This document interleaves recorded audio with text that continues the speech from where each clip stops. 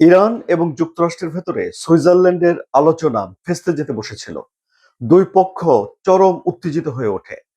JD veins এবং বাকের গালিবাফকে আলোচনায় ধরে রাখা কঠিন হয়ে ওঠে পাকিস্তান এবং কাতারের জন্য। তারা হিমশিম খেয়ে যায়। দুই পক্ষের এই উত্তেজনার কারণে সেখানে একবার এই আলোচনা সাময়িকভাবে বিরতি টানতে হয়েছে। ইরানের গণমাধ্যম বলেছে যে আলোচনা সাময়িকভাবে বন্ধ হয়ে গিয়েছিল। কেন এই উত্তেজনা সেখানে তৈরি হলো? দুই পক্ষ কেন ক্ষেপে গেল? তারা তো একটা এমওইউ বা সমঝোতা স্মারক সই করেছে, যার আওতায় তারা বসেছে 60 দিনের ভেতরে তাদের ভেতরে একটা স্থায়ী চুক্তি করার জন্য, এই যুদ্ধটাকে স্থায়ীভাবে বন্ধ করার জন্য। সেখানে কেন এই উত্তেজনা তৈরি হয়ে গেল তা আলোচনা করব এই কন্টেন্টে। সুপ্রিয় দর্শক, আসসালামু আলাইকুম, শুভেচ্ছা জানবেন। আমি আরওয়ার সাদি আপনাদের সঙ্গে আছি। সুইজারল্যান্ডে যে আলোচনায় বসেছে ইরান এবং যুক্তরাষ্ট্র, সেটি গুরুত্বপূর্ণ। এখানেই চূড়ান্ত একটা ফয়সালা হবে। কিন্তু এই আলোচনা যখন চলছিল সেখানে, তখন মার্কিন প্রেসিডেন্ট ডোনাল্ড ট্রাম্প সামাজিক যোগাযোগ মাধ্যমে একটা স্ট্যাটাস দিয়েছেন। সেই স্ট্যাটাসে তিনি বলেছেন যে ইরানের উচিত হিজবুল্লাহর লাগাম টেনে ধরা বা নিয়ন্ত্রণ করা, না হলে ইরানে আবারও তিনি হামলা করবেন। সেই হামলা গত সপ্তাহের হামলার চেয়ে ভয়ঙ্কর হবে। ডোনাল্ড ট্রাম্পের এই যে হামলা করা এবং লেবানন প্রসঙ্গে তার এই যে বক্তব্য, এই বক্তব্য ক্ষুব্ধ করে তোলে ইরানকে। অন্যদিকে ইরানের প্রেসিডেন্ট মাসুদ পেজেশকিয়ান বলেছিলেন যে ইউরেনিয়াম সমৃদ্ধ করার সব অধিকার তারা রক্ষা করবেন। অর্থাৎ ইউরেনিয়াম সমৃদ্ধ করা বন্ধ করে দেওয়ার জন্য যুক্তরাষ্ট্রের যে চাপ রয়েছে, সেই চাপ ইরান মানছে না। এর জবাবেও মার্কিন প্রেসিডেন্ট ডোনাল্ড ট্রাম্প বলেছিলেন ইরানের প্রেসিডেন্টের উচিত বুঝে শুনে বক্তব্য দেয়া। এখন ইরানের প্রেসিডেন্টকে নিয়ে বক্তব্য খেপিয়ে তুলেছে ইরানকে, এবং এই যে মাসুদ পেজেশকিয়ান যে বক্তব্য দিয়েছেন, সেই বক্তব্য খেপিয়ে তুলেছে যুক্তরাষ্ট্রকে।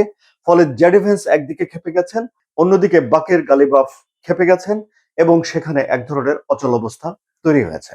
যাই হোক, পাকিস্তান এবং কাতার সময় মতো সেখানে অ্যাক্টিভ হয়েছে। সাময়িক বিরতির পরে ইরান পাকিস্তানের সঙ্গে কাতারের সঙ্গে বৈঠকে বসেছে এবং তারা আবারও আলোচনায় ফিরে এসেছে। আলোচনায় ফিরে এলেও তাদের ভেতরে এই যে বিভেদ, তা কিন্তু স্পষ্ট হয়ে রইল। এছাড়া আলোচনা যা হচ্ছে সেটি হলো যে এই যুদ্ধকে স্থায়ীভাবে বন্ধ করার জন্য ইরানের পারমাণবিক কর্মসূচি নিয়ে যুক্তরাষ্ট্র চায় যে এটাই ফোকাস থাকুক। কিন্তু ইরান এখন প্রথম প্রায়োরিটি দিচ্ছে লেবানন।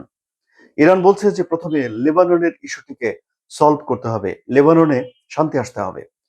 শনিবারে সর্বশেষ লেবাননে আবারও যুদ্ধবিরতি কার্যকর হয়েছে। এই কন্টেন্ট যখন আমি তৈরি করছি তখন পর্যন্ত যুদ্ধবিরতি আছে, কিন্তু ইসরায়েল বলছে যে তারা দক্ষিণাঞ্চল থেকে লেবাননের সেনা প্রত্যাহার করবে না। কারণ ইসরায়েল বলে যে ওই দক্ষিণাঞ্চল থেকে ইসরায়েলের উত্তরে হামলা করা হয় এবং হামলার কাজটি হিজবুল্লাহ করে। হিজবুল্লাহ বলছে যতক্ষণ পর্যন্ত ইসরায়েলি সেনারা না যাচ্ছে ততক্ষণ পর্যন্ত তারা নিরস্ত্র হচ্ছে না।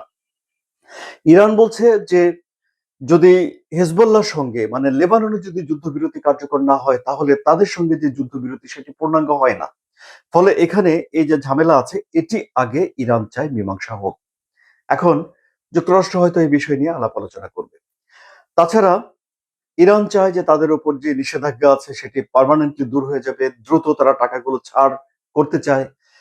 ইরান তেল বিক্রি করতে পারবে, টাকা পেতে পারবে, এইসব বিষয়গুলো একটা সুরাহা হয়েছে এই যে যে সমঝোতা স্মারক হয়েছে যুক্তরাষ্ট্রের সঙ্গে। সেখানে হরমুজ প্রণালীকে খোলা রাখা, এটি হলো যুক্তরাষ্ট্রের অন্যতম একটা অগ্রাধিকার।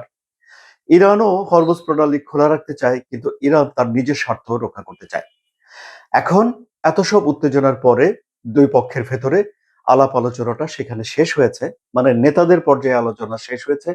কিন্তু চুক্তিতে অনেক কারিগরি বিষয় থাকে, ল্যাঙ্গুয়েজ কি হবে, কিভাবে লিখতে হবে, কোন কোন বিষয় অন্তর্ভুক্ত হবে, সেসব নিয়ে যারা কাজ করেন তারা হলেন কর্মকর্তারা কাজ করে থাকেন, অফিসাররা কাজ করে থাকেন। তারা এই টেকনিক্যাল কারিগরি বিষয়গুলো নিয়ে খুঁটিয়ে দেখছে এবং কাজ চলছে, আলাপ আলোচনা চলছে। সুতরাং এখানে দেখা যাচ্ছে যে 60 দিন, 60 ডেজের ভেতরে দুই পক্ষকে একটা সমঝোতার ভেতরে পৌঁছে যেতে হবে। অবশ্য দুই পক্ষ চাইলে এই সময়টা বাড়াতে পারে, কিন্তু এটি ভালো হবে যে এই 60 দিনের ভেতরে তারা যেন একটা সমঝোতায় পৌঁছে যেতে পারে। কারণ এই চুক্তির উপরে বিশ্বের স্থিতিশীলতা, তেলের বাজারের স্থিতিশীলতা, অর্থনৈতিক অগ্রগতি, মধ্যপ্রাচ্যের শান্তি, অনেক কিছু নির্ভর করে। আর মধ্যপ্রাচ্য এমন একটা জায়গা, একটা আর্থিক হাব বলতে পারেন, যেখানে অনেক দেশের মানুষ গিয়ে কাজ করে। বিশেষ করে ধরুন বাংলাদেশ, ভারত, এরকম অনেক দেশের লোকজন সেখানে যায়, তাদের রুটি রুজি জীবন জীবিকার বিষয়গুলো জড়িয়ে রয়েছে। কাজে অস্থিরতা যদি থাকে সেটি শুধুমাত্র তো মধ্যপ্রাচ্যের মধ্যেই থাকে না, সেটি বিভিন্ন জায়গাতেও ছড়িয়ে পড়ে। সুতরাং এই হলো যে প্রথম ধাপের প্রথম যে আলোচনাটা হলো দুই পক্ষের ভেতরে MOU স্বাক্ষর হওয়ার পরে তা কিভাবে শেষ হলো আমি আপনাদেরকে বললাম। আলোচনা কেমন লাগলো? সুপ্রিয় দর্শক, যদি ভালো লাগে তাহলে এই কন্টেন্ট লাইক দিন, শেয়ার করে বন্ধুদের দেখার সুযোগ দিন। আপনারা কি মনে করেন যে এই চুক্তি সফল হতে যাচ্ছে? আপনাদের মতামত কমেন্টে জানান এবং মধ্যপ্রাচ্যের জটিল রাজনীতির সহজ ব্যাখ্যাগুলো জানার জন্য সাবস্ক্রাইব করে এই চ্যানেলের সঙ্গে থাকুন। ধন্যবাদ সবাইকে।